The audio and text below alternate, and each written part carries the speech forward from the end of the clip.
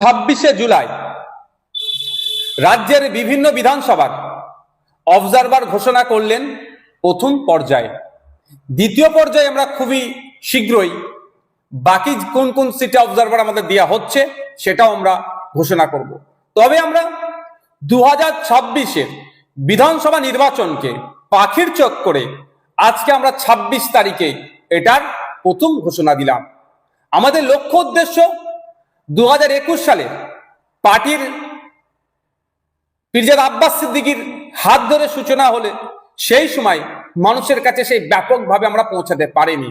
যত দিন যাচ্ছে আমাদের পার্টির বিভিন্ন স্তরের কর্মীদের, দায়িত্বশীলদের পারফরমেন্সের বেসিসে সাধারণ মানুষ আমাদেরকে আপন করে নিচ্ছে।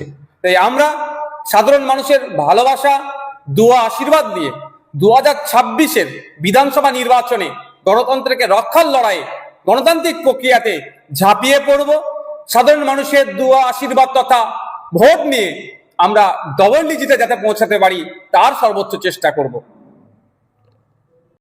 হাওড়া জেলার যে সমস্ত বিধানসভায় এবং যাদেরকে প্রথম পর্যায়ে অবজারভার হিসাবে নিয়োগ করছি তাদের নাম এবং বিধানসভার নামও আমি উল্লেখ করছি।